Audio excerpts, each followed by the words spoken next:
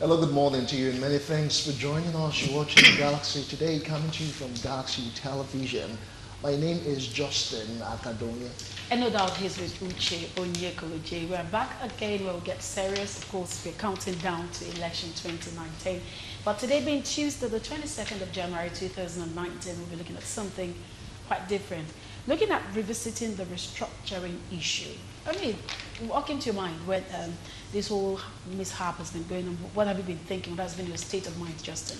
Well, a whole lot of Nigerians have different perceptions and different conceptions of what restructuring means. A lot of people have actually attempted to be, devolution of powers. Some people say it's about regionalism. Some people have actually said it is a restructuring of the mind, but what does it really portend for the country in Nigeria? Because it is has been a major debate across various fora in the country, and we'll be looking at all of that vis-a-vis how we can actually grow and develop Nigeria in as much as we are entering into another dispensation after the elections. What is the essence of restructuring? What does restructuring mean? How can we restructure Nigeria? Are we going back to the times where we had regional government?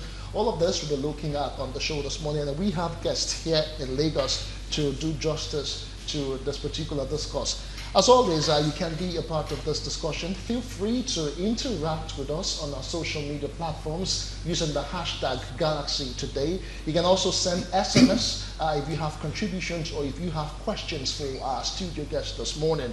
All right, we'll talk about this, but before we introduce our guest, let's hear from the Vice President, Professor Yemi Oshibajo, former Osun State Governor B.C. Akonde, and others talking about the need for restructuring. Do join us again. We do need restructuring of our country one way or the other. Question, of course, is the focus. How should this be done? In what way? One of the key things is that in order to achieve any kind of restructuring, we need stronger states. What does the concept of stronger states mean? It means two things. The first is what states must do for themselves. By that I mean the three arms of government. What the legislature, the executive, and the judiciary must do, working proactively and creatively together. The second is the devolution of powers. More powers to the state, enabling the states to control more of their resources and make more of their own administrative decisions, such as the creation of local governments, state police, community policing, including state prisons. So I think that as a region, if we're looking at restructuring and all that, we need to sit down and look at how to approach it from the point of view of the court systems. The way to do it, the only way that has succeeded so far is what was done in Lagos under the leadership of Ashwaji Bola Ahmed Tinubu. That is going ahead to ensure that in the courts of law, using the same constitution that we have today, we can actually get a lot done. In fact, the very first revenue allocation amendment of the revenue allocation formula was on account of our counterclaim, Lagos State's counterclaim in the resource control case. That is why President Obasanjo at the time was forced to change the revenue allocation. Not only is the North ready, willing and able to embrace inclusive restructuring of our polity, but to add that those that speak loudly from the North against restructuring represent no one. Most of them have never held elective office. Most of them have never held elective office, and many of them speak only to gain headlines and relevance. But the federal government needs to devolve more powers to the states, and the states to the local governments. We all agree with that. Many of the challenges that confront our country are best resolved at the subnational level. How well our children are educated in the first 9 years of schooling is down to the states and local governments. Improving health outcomes for our people, easing and widening access to primary health care, providing routine immunization to protect children against vaccine-preventable diseases, guaranteeing antenatal care and safe delivery for pregnant women are all public services that are in the powers of the states and local governments. That the path to continuing prosperity for this great nation, to achieve true nationalhood, lies in forging an acceptable constitution that will recognize the strength in each of the constituent blocks. Such constitution will ensure stable polity. Critically important is realizing that governance is not an end, but a means to an end. The end, of course, in material terms, equals to good life for our people. Practice in Nigeria really has monopoly over the restructuring mantra. In other words, APC in no way is opposed to restructuring from that I presented. And most people, including my humble self, is in quite agreement with him. Federalism we talk about has to do with ability for states. When you have that you don't have knowledge, you are not educated. I want future generation to and I want future generation to work for money, not money by ritual, not money without work, not free money.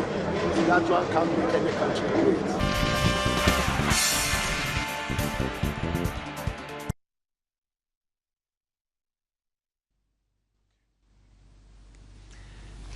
All right, welcome back. If you've just joined us, you're watching Galaxy Today, coming to you from Galaxy Television. You just heard from prominent Nigerians talking about the issue of restructuring. We had the Vice President there, Professor Yemi Oshibajo, former Osun State Governor Chief Bisi Akonde, former Senate President Ken Nnamani, and a whole lot of others. Well, joining us this morning to look at the issue this morning is two members of the Voice of Reason. All right, let's make welcome Mr. Femi Kufo. He is an advertising practitioner and, of course, a member of the Voice of Reason. Many thanks for joining us in Galaxy today. Yeah, and joining us as well is Bolaji Ogunsheye, a developmental economist, also a member of the Voice of Reason. Many thanks for joining us this morning to look at this pertinent issue of restructuring. I just want to break it down. Yes, I want to get your line of reasoning concerning what restructuring is, because it means a whole lot of different things to different people. I'll start with you, Mr. Kufo. Yes. What's restructuring to you vis-a-vis as it relates with the southwestern part of the country? Well, first let me say, for starters, that Voice of Reason, otherwise known as Ohun Agba, is made of patriotic Yorubas, the intelligentsia and professionals. And we have seen a lot in this country. We have come together to try and see how we can save this country. Now, restructuring. I have listened to the Vice President, I have met him, we have discussed, but we have told him that as far as we are concerned, restructuring is going back to the federal system as established by the 1963 Republican Constitution, which means that there's devolution of powers such as control of resources, at least 50% derivation principle should be in the new constitution. And you can't have some of these things that we're asking for without a new constitution. The constitution we have now cannot help Nigeria to develop. And we Yorubas, we know we were examples in the past. We were always first in everything, in education, in technology, in economic development, in industrial growth, even in Africa. What has happened? Why is the situation so bad today? We know that the ground norm is faulty, and that is the constitution. This constitution cannot work. There's so much power at the center that there is no way you can allow the states to release their energies and creative facilities to help the development of Nigeria. And that is what we are pushing for. Let the states handle a lot of things. Let the federal government be short on legislative agenda. Let the states be long on concurrent agenda, and let our residual agenda be as little as possible. Take, for instance, the police. When you talk about security, talk about the police. Do you know that there are certain instances when the commissioner of police in a state does not know that the police, some police elements have come into his territory from the center? But apparently, there will be a clash. It's human nature. You can't get result. Secondly, how do you think a police officer from maybe based in Maiduguri or in Yola will be able to understand Ajegunle here in Lagos? It can't work. I've heard the vice president talk about, even the president, that the states cannot pay the police. So why should we have state police? But if the states don't have control of their resources, they don't get 50% of the derivation, how can they have the money to pay? If they go every month to Abuja to collect handouts and bailouts, how can they have the money to pay? It doesn't work that way. It's so unnatural. Secondly, we hear that if we have this police, they can become dictatorial and they can affect the political fortunes of that particular state or region. I say that does not work out. That was in the 60s. This is Nigeria of the 21st century, where you have the mass media, very powerful, the social media, very powerful, and the states competing amongst themselves. And even if a police department decides to be dictatorial in the state, that can be counterbalanced by the federal police. The police in any state cannot do anything without being in cahoot with people at the center. But if the people at the center decide to be neutral, anytime they see a police command misbehaving in a state, they can checkmate it.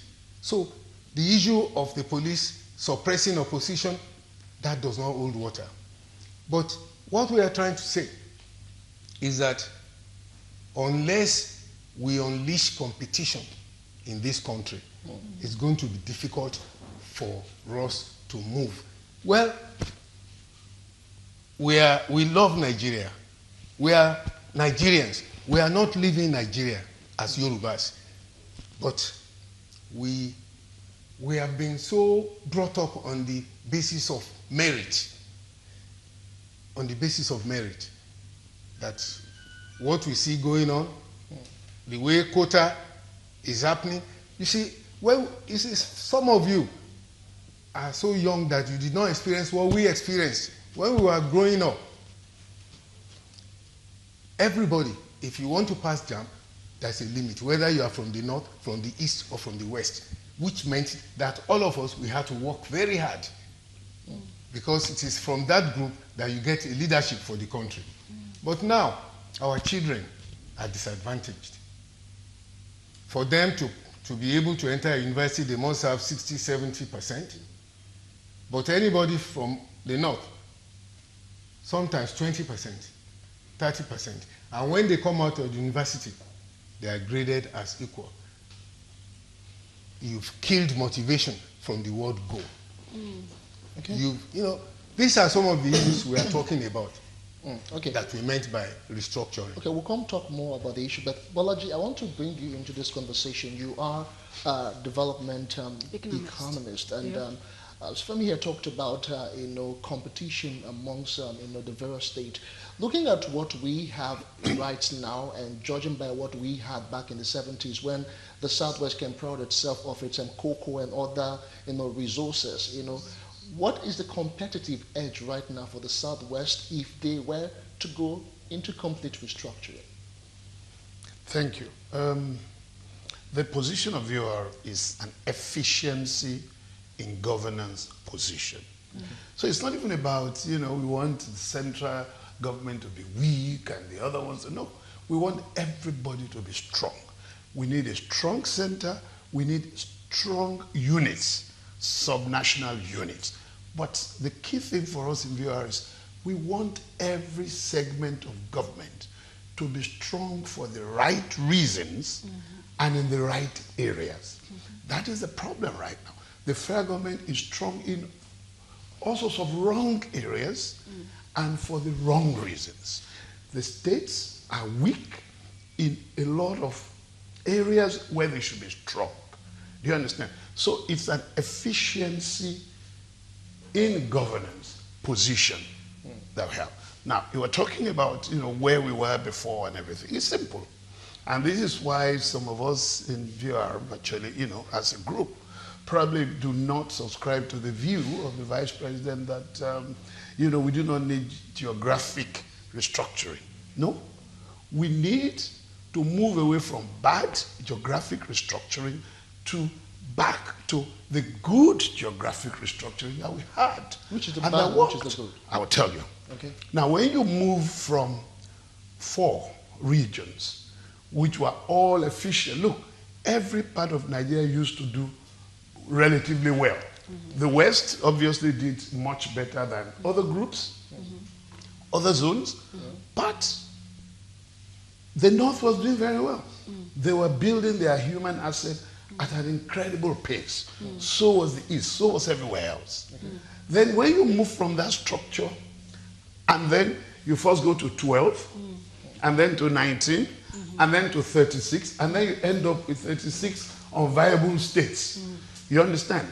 In a normal situation, human beings move from good to better. So we have moved from a good geographic restructuring, which allowed economies of scale and everything, and we've moved now to petty, small states which are unviable, but at the same time that they are unviable, economically, optimization of governance resources, at the same time they are unviable, they have become far more costly. They cost a lot more just to be unviable. Do you see? Take Western region. When Awolowo did the first in Africa television station, do you think if Western region, if you did not have, a single point, single focus policy making possibility and economies of scale, do you think you could have done that kind of major project and all the other major projects he did? If it was just Ekiti and this one and that, all these petty things all over the place, the universities these new states have all over Nigeria, there isn't one single one that could give anybody the education that I got at A levels. Because so, you know it, low quality, nothing. So what we're saying is that let us retrace our steps, Nigeria, from the bad geographic restructuring we have now to the good geographic restructuring we used to have that allowed scale economy, scale planning, scale use of resources. I always say that every region of Nigeria, take the Niger Delta, swampy and everything. One of the best ways to move around there is by air, by rail, especially by rail, and by sea. But the reasons they don't have anything to write home about there? Because, Bayelsa does his own, one tiny state. It doesn't have enough capacity. It's at a university, it doesn't even have lecturers that's good enough. And then this one does his own. Everybody is doing petty, low quality all over. So this bad geographic restructuring we currently have allows the mushrooming, do you understand, of physical assets, of intellectual assets, and even of human assets. Okay? Whereas before, when we were just 4, they could take it to 6. They could even take it to 8.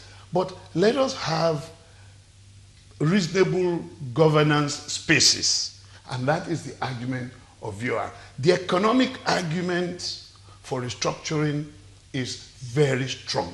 To go back to, you know, maybe 6 or whatever, but not 36 for God's sake. And if you look at the argument for those who want to devolve to 36 and everything, it's always a political argument. It's not economic. Right, so I like to come in there. From what you echoed, it looks like education is one of the things that is severely suffering this. Yeah. I mean, for those of us, or for some people who schooled maybe in the late 80s to early 90s, that had the privilege of going to primary schools, maybe public primary school, had a bit of this privilege to have sound education. Okay, now looking at where you're coming from and where we are at the moment, saying that we need a lot of restructuring. In the area of education, you did say that if 60–70% was given to cross into university, it was given all around. People in the east, from the southwest and west had to, but now it is not like that. Now, seeing that you have this wealth of knowledge and experience, what would you advise, aside of going back to the 4 or 6 geopolitical zones that we used to have, in the area of education? How do you think this can be tackled? Because it feels like it's quite decayed now, and it leads a lot of life. We'll have Nigerians who are in diaspora doing so well, but they refuse to come back home because they feel there is no opportunity to practice their expertise. So now that you have this wealth of experience and knowledge, what would you suggest? How do we tackle this, and how long do you think it's going to take Nigeria to get back to having a sound education? All these problems are intertwined. Okay, sir. And unless you go back to the Constitution, okay, you continue to have problems. The federal government, as far as we are concerned, is taking on too much on education. They're establishing universities all over the country, universities that they cannot staff, universities that don't have even research departments. Why don't you operate what you can handle? That's one. Number two, if the states are equipped sufficiently, they can manage their universities. Okay. That's that. Number three, if we are serious in this country, we know that education is number one. Without education, you can't go anywhere. The world is even now going into artificial intelligence. Can Nigeria compete? Normal education, we are nowhere to be found. Our people are running all over the place, across the Sahara, across the seas, to go and get better education and die. I remember in our own days, if you didn't go to University of Ibadan or Ife or Lagos or Nsukka, and you came from America, we used to look down because their English was not okay. We say, this is not correct education. But what has happened today? Now we are running to all those places. That is one aspect. If we know that education is important, why can we not at least try and spend 20% of our budget on education? The people will pay for what is good. If you tax people, they will pay. But when you tax them and the money is stolen, people are not stupid. They will say no. They will dodge the tax. You know, I said these things are intertwined. You said some of the people who are over there are not coming. A lot of us, we have children who are highly qualified abroad. It's so painful as a parent. You can't see them unless you fly. Thousands of kilometers. How many people can afford that? They cannot come unless they fly. So the family bond is broken. But the point I was trying to come to is, if there is security in this country, people will come and go and feel happy to come and go. But when you don't have state police, every state that has a police will know how to protect its own state or zone. Now you have bandits coming, even into the southwest, kidnapping. Almost every other day we hear that is going on in Ekiti, in Ondo State. It will probably get to Ogun State and Oyo State. Even part of Oyo State, Ogun area, it's been happening. We have only the federal police. How can they spread themselves so thin? But when you have the state police, they will know how to protect their zone because they are under the control of the governors. And the governors will not be complaining that we are security officers, but we cannot even tell a corporal to go and stand guard somewhere else. All these things are intertwined. We must get the security right. We must tamper with this present constitution so that people can develop at their own rate. Take the issue of power.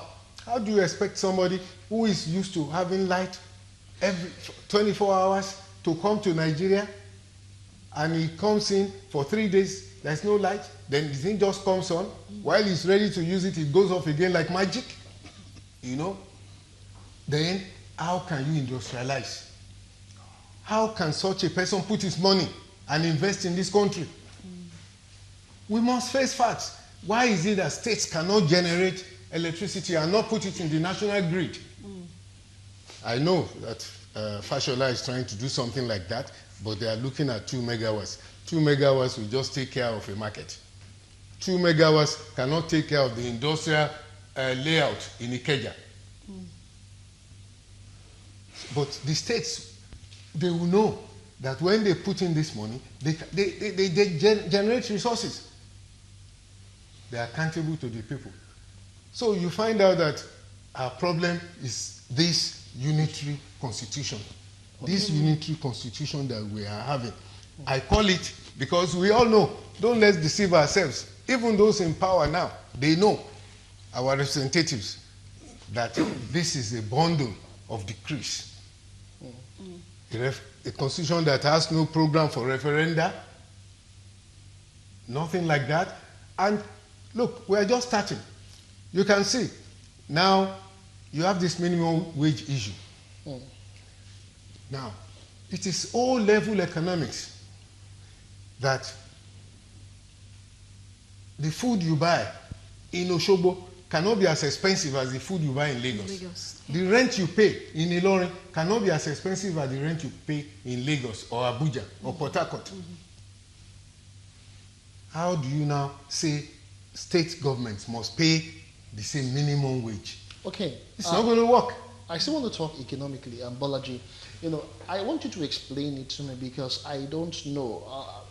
Chief, I'll still talk to you about unity of purpose and Nigeria, but let me talk economics first. You know, he talks about states not being, or some states not being able to pay minimum wage or some level of salary. You know, my question right now would be, if the states that are not really at par per se economically, as in vis-a-vis what they can produce and what they have, their resources, you know, and their maybe their own GDP, you know, how don't you think it might be of a disadvantage? You know, for instance, compare like 6 states in the Southwest coming together, you know, to be a regional government.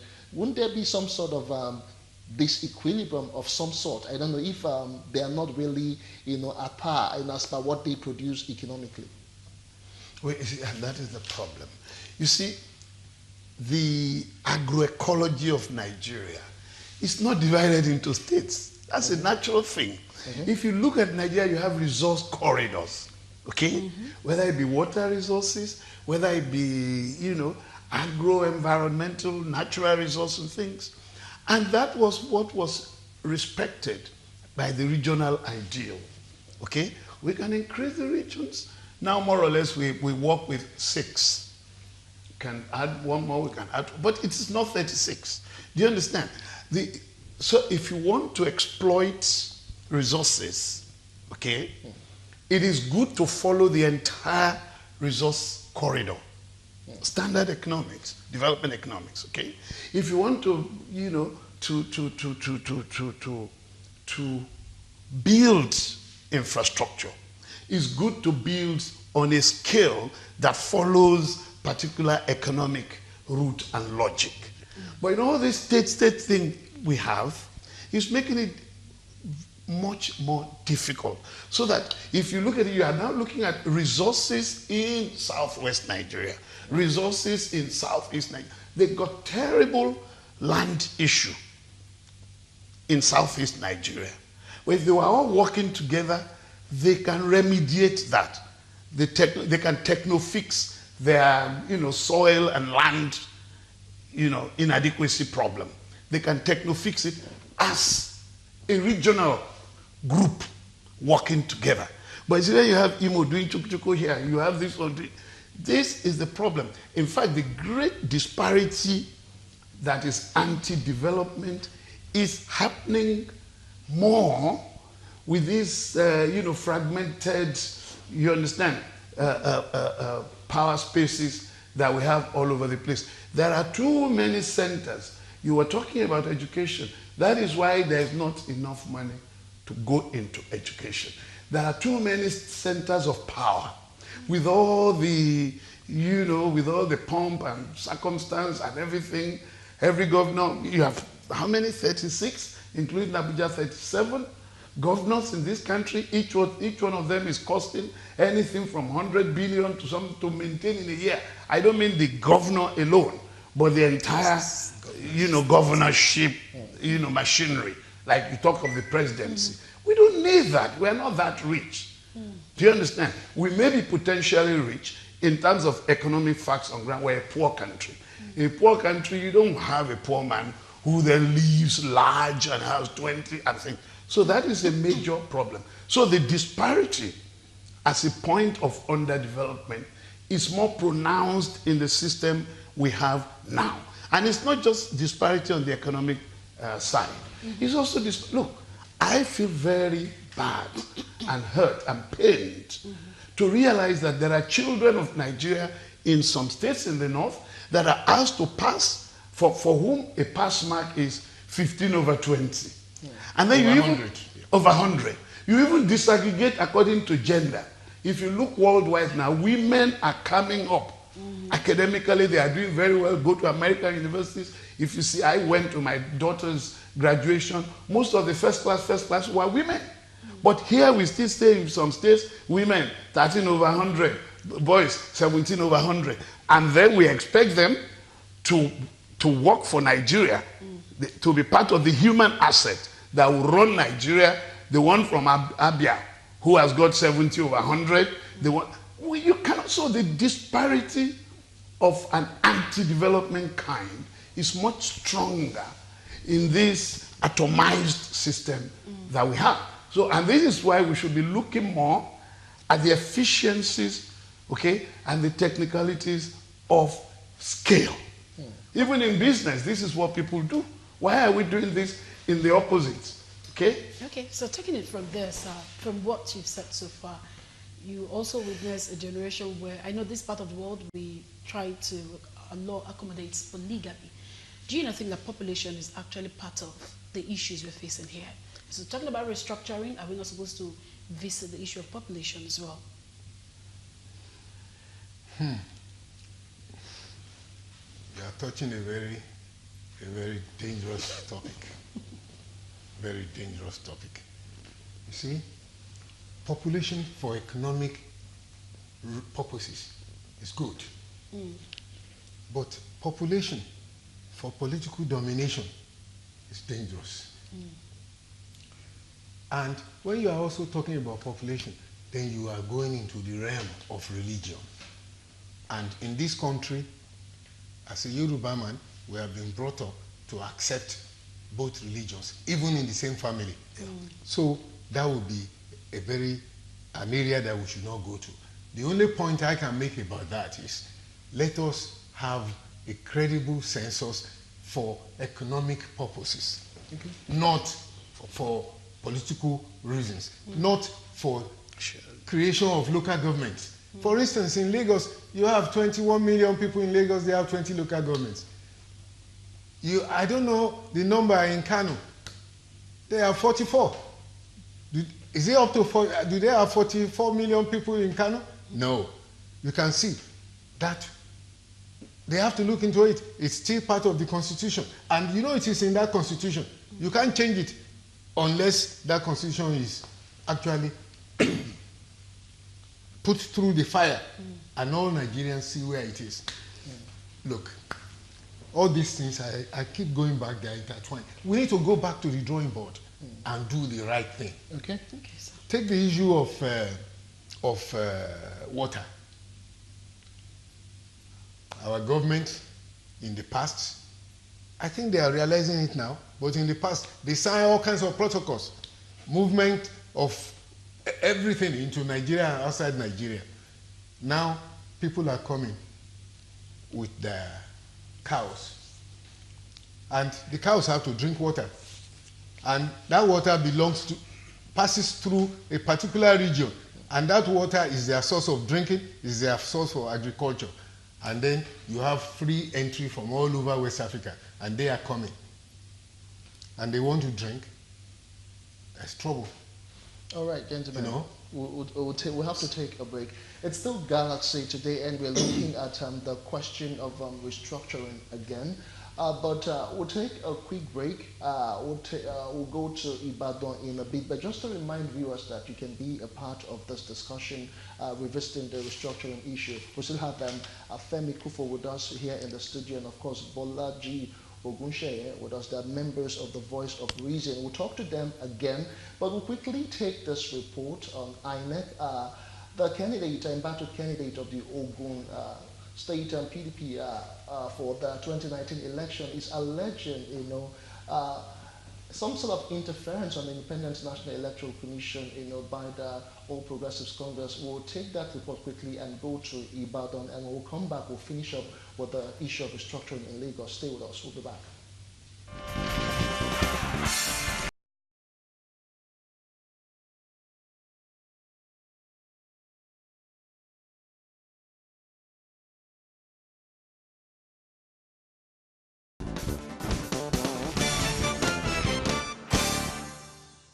And join APC and run for the Senate.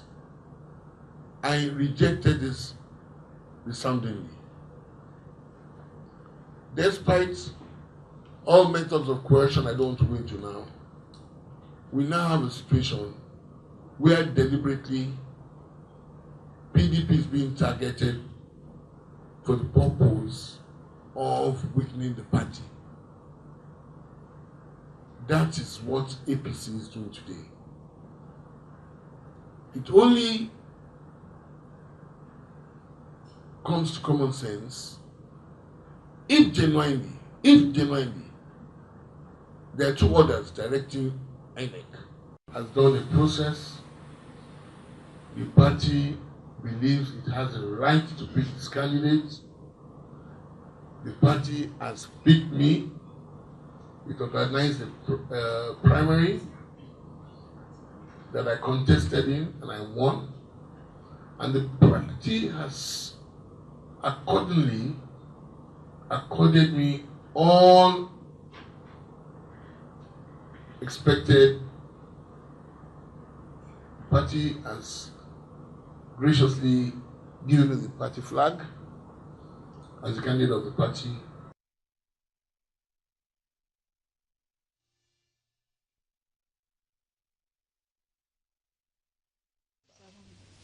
All right, welcome back. It's still Galaxy. Today, we're going straight to your state now. We have the resident electoral commissioner, Mutiu Aboke, joining us from Ibadan. Good morning to you. Many thanks for joining us on Galaxy today. Let us talk about the list, the final list released by the Independent National Electoral Commission. Since its release, a lot of reactions have trailed that particular development. Specifically, you just saw that report. The PDP candidate, or embattled PDP candidate for the Ogun State governorship post, is alleging that INEC, that's the Independent National Electoral Commission, is biased. And specifically, he mentioned that INEC is a department of the All Progressives Congress. I want to get reactions from you.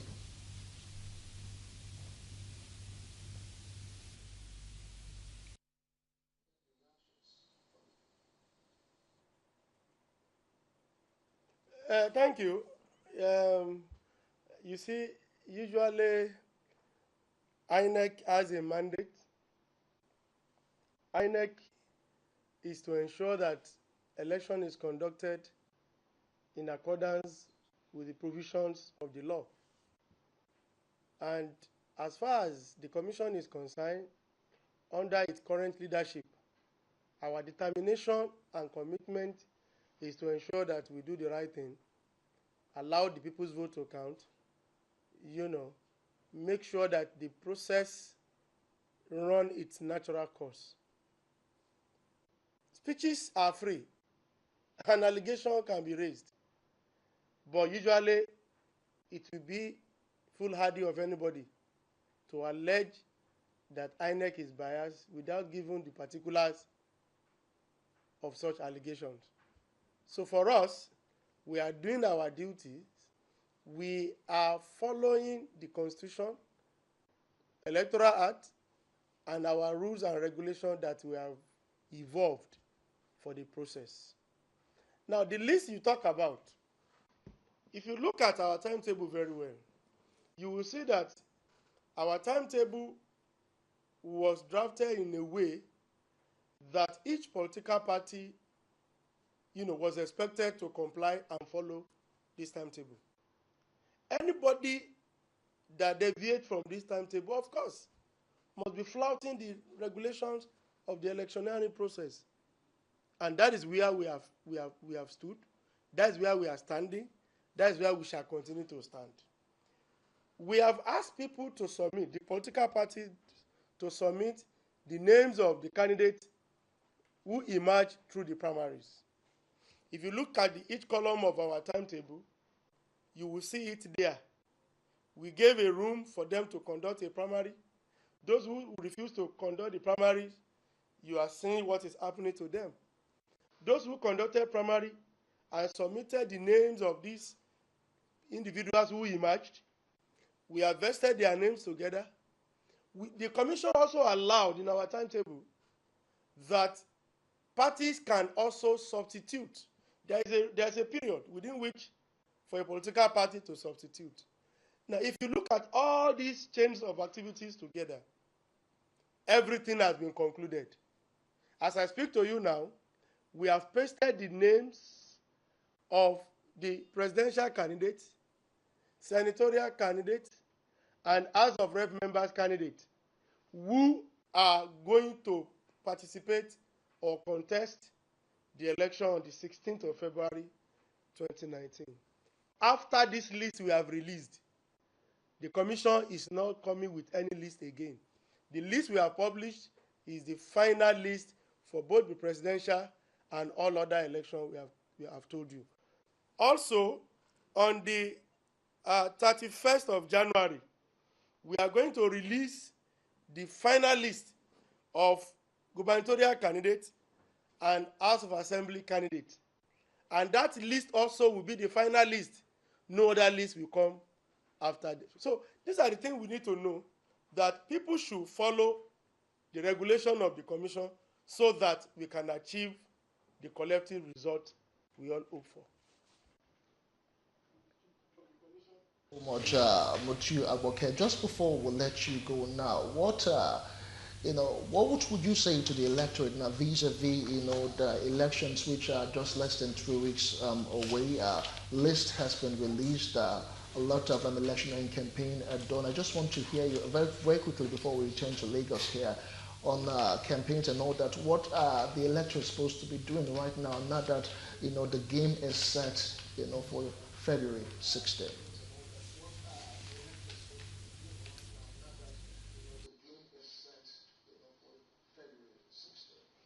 Thank you. One of the things that electorate need to do now, one, is for them to guard permanent voter cards jealously. You see, some people are out there looking for PVC to buy. I said it sometimes with some journalists that the INEC, civil society, you journalists, all our major stakeholders, there is urgent need for us to come together, map out strategies on how our people can collect their permanent voters card. I now said, instead of us doing all this, some people are looking for cards to buy. And that was what was misinterpreted in a section of the media, that I said I was under pressure. No, I was not under pressure to sell card. That report was incorrect.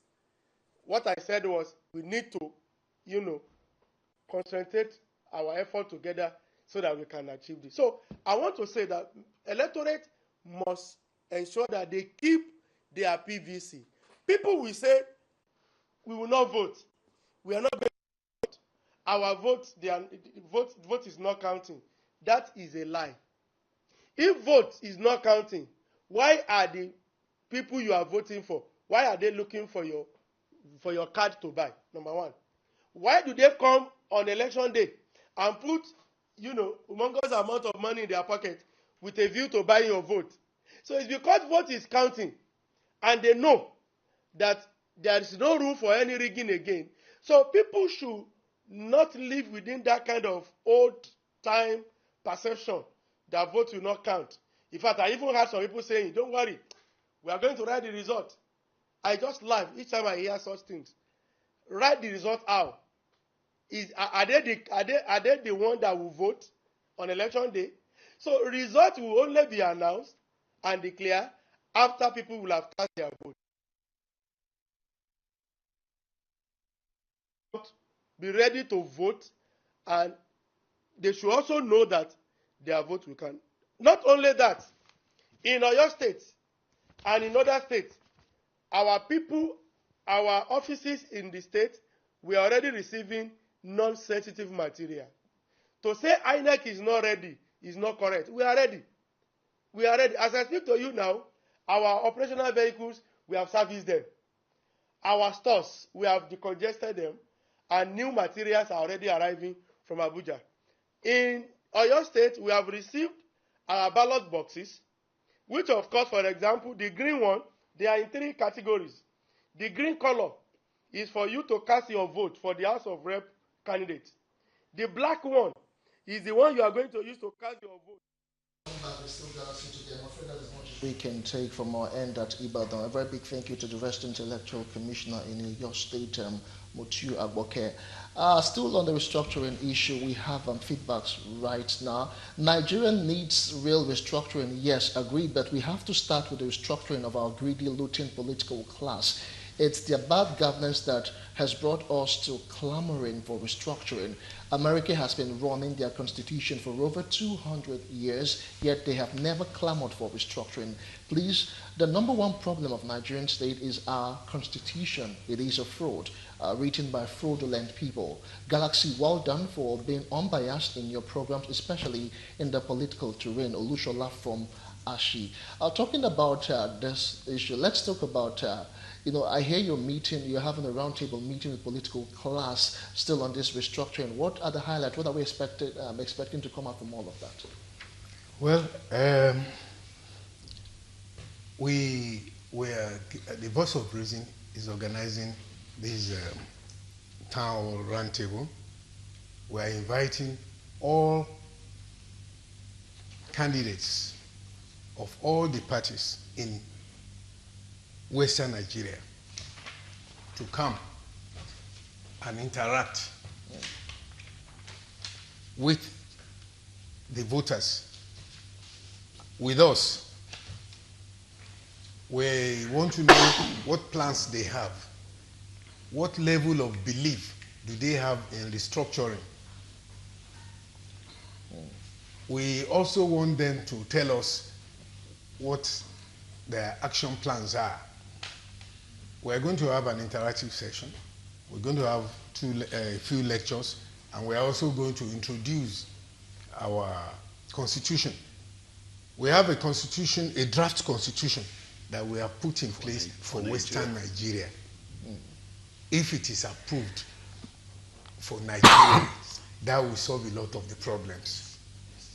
We have worked it out. We have printed it, we have translated it into Yoruba so our people can understand the kind of constitution that we need in this country.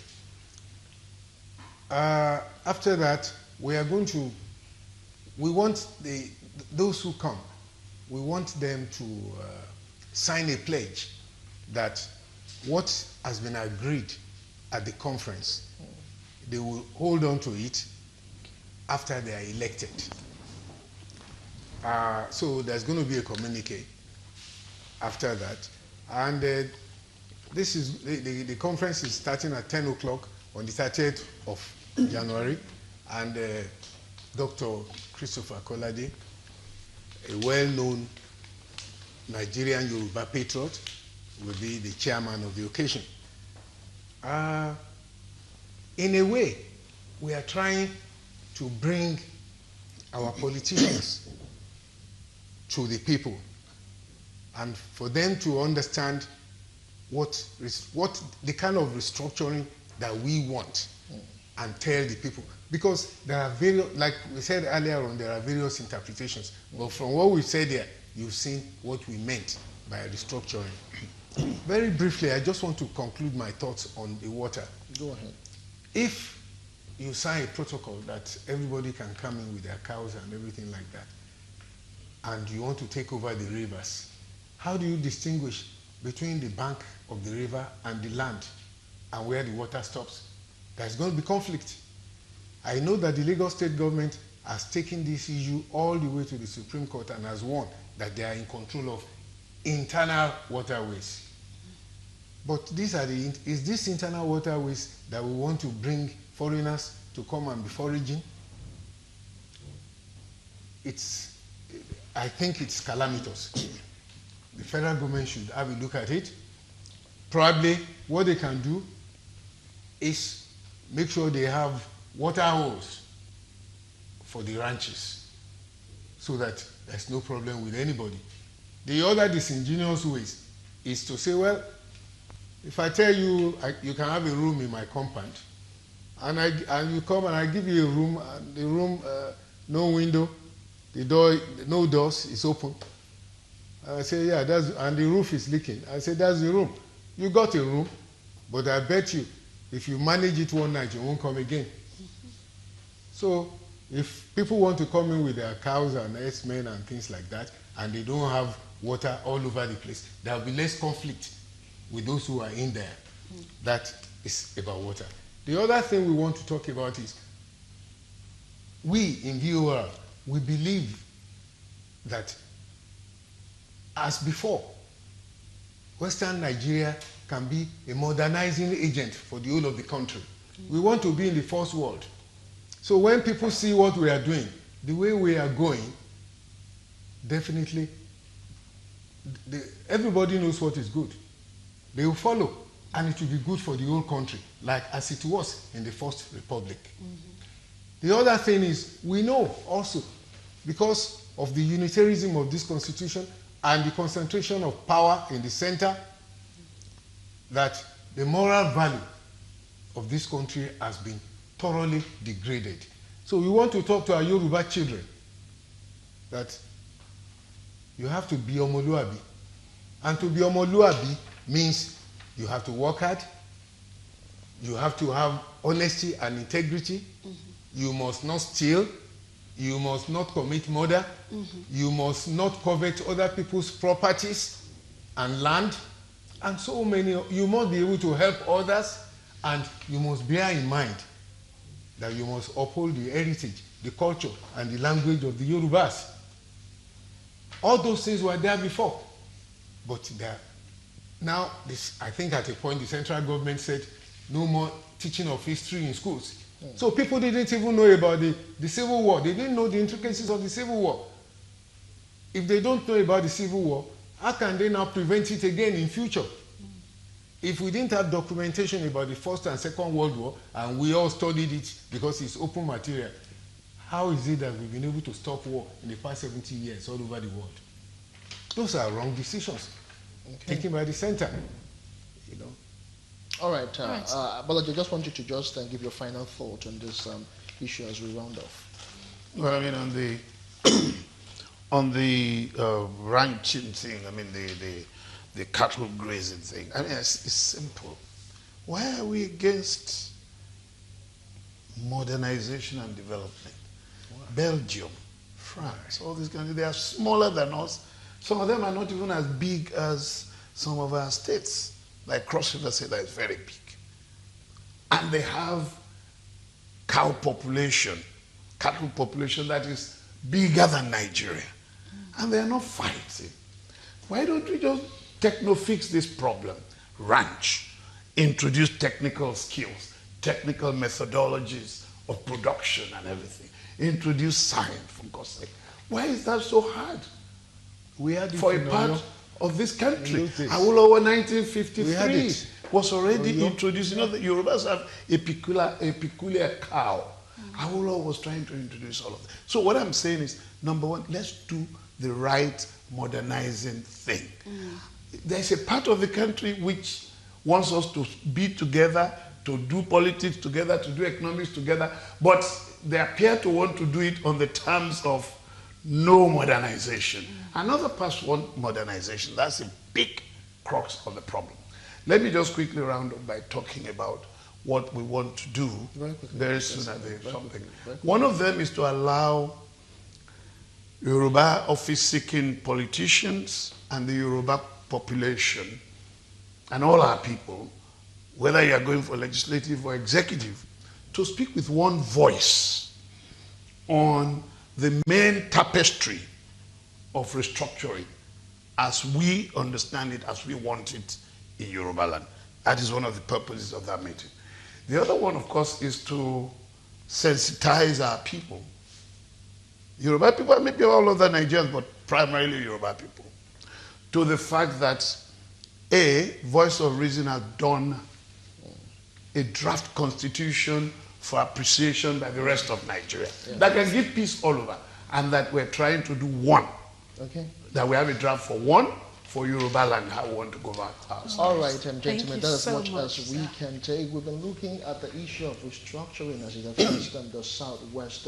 But members of the Voice of Reasoning joining us in the studios today. We had Femi Kufo, member of Voice of Reason. Many thanks for being a part of the show. Thank you for having me. And of course, Bolaji Ogunshe, developmental economist. Thanks for being a part of the show. And of course, when we looked at INEX speaks on the final list of candidates released, we had Mutu Agboke from Oyo State. We want to say big thanks for being part of the show. And to you who start back to enjoy it, this is Rob Pull the Curtain. We'll be here tomorrow. We'll be looking at health at 10 a.m. I'm Uche Onyekoluje. Bye for now. And I'm Justin Academy. Many thanks for being a part of the show. See you tomorrow.